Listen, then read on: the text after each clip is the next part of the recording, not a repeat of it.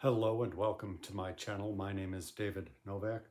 I recently acquired an Indigenous Peoples History of the United States by Roxanne Dunbar-Ortiz, and I've been looking through the introduction. It's probably not going to be a book that I will be attempting anytime soon because I find that the book is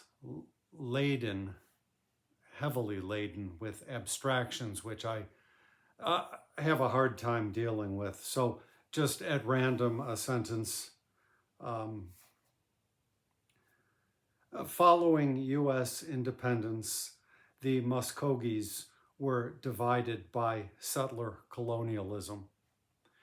It's just a hard sentence to wrap one's mind around. I mean, I understand all of our words from the phrase U.S. independence to Muskogees to settler colonialism are abstractions. But to say that the Muskogees were divided by settler colonialism is confusing to me. I would suppose that they were divided by, say, U.S. governmental policies or by settler actions, that sort of thing. In the introduction, the author seems at pains to dispel certain myths. So she talks about the Columbus myth. And I'm sure that when I was young in grammar school, I learned something about Columbus that was a mythology. I understand that the Columbus Day holiday was a bone thrown to the Italian Americans who wanted a reason to feel proud about themselves or something by having a national day. I don't know if it's still a holiday or not, but for me, when I was fairly young, one of the earlier penguins that I got was their edition of I think it's the Journals of Columbus, and I read that. I read it not understanding very much. And sometime later, I'm not sure when it was now, maybe a decade ago, I read a history of the Caribbean by Eric Williams, which was very good, not up to date to be sure. But so as an old man, I'm more interested in the history of these large movements rather than debunking some false myths that have been promulgated. And so this Columbus myth, which she does not state clearly what it is, I would have to bone up on what is meant by the Columbus myth in order to really get a clear picture of what she is tearing down. She mentions that a lot of school children believe that the United States was founded as is from sea to shining sea. It was not founded as those 13 original colonies or what have you. And even, I don't think she says explicitly, but suggests that people believe that Columbus landed off the coast of New York or something like that, whereas he did not even approach the northern continent. And for me, it's hard to want to go through the arguments against something which I guess is not news to me at this point.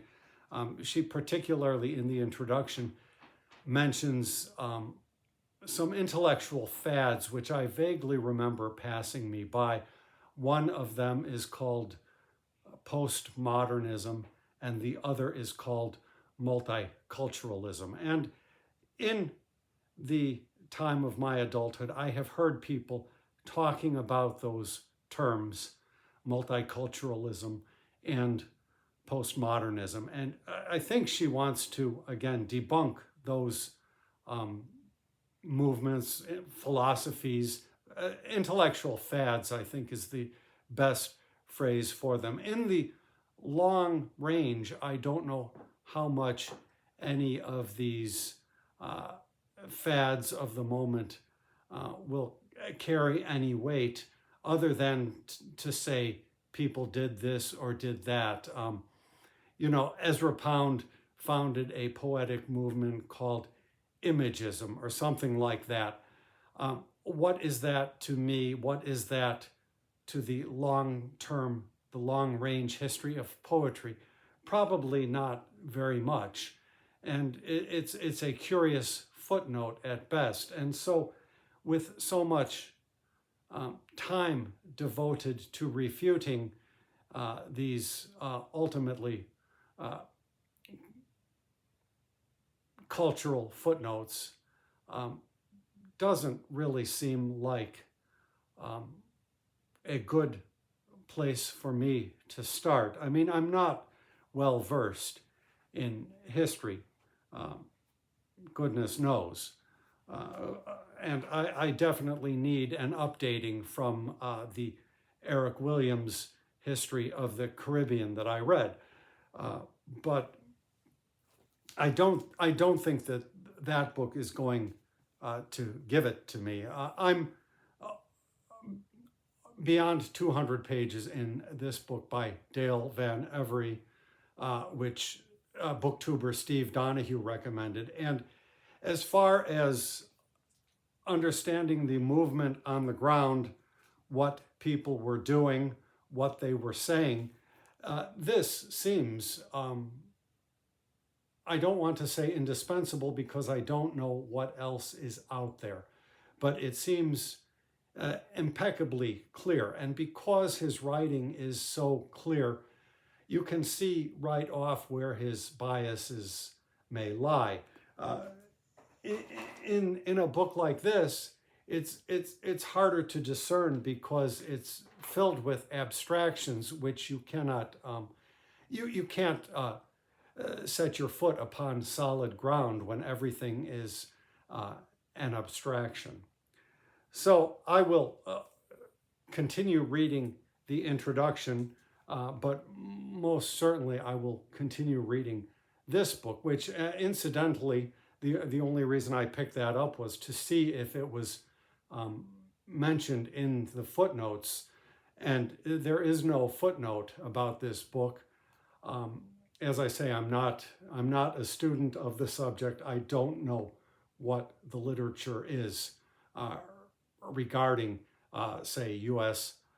Removal policies and the unspoken, unwritten removal policies as well. But this seems pretty comprehensive, and I would like to see somebody making use of this and then perhaps telling me what its limitations were. I imagine there must be a more current treatment than this, which I think is from the 1960s. But the author of that book was becoming active in the 1960s, and one would think that she would have known about this. And I don't think it's because she is refusing to cite sources written by white people. So I unfortunately don't know. I don't know how far I'm going to delve into this topic. It's something that one needs to learn about if one is a U.S. citizen, to be sure. But I don't know what kind of literature otherwise exists about it, and I don't know to what extent I have the energy in these waning years of my life to try to seek everything out. I go in 1,000 different directions at once, and probably when I finish this book, I will delve into the other recent acquisition about the plot against Lumumba. I've been a reader about Lumumba for quite some time now, and I would like to know the latest information about that. I believe previously unavailable sources have become available. So that's just a little update and talk about an Indigenous people's history of the United States by Roxanne Dunbar-Ortiz. As I say, I'm not saying no to the book, and I will finish the introduction probably tonight, but I'm not going to pick it up as yet. Thank you for stopping by my channel.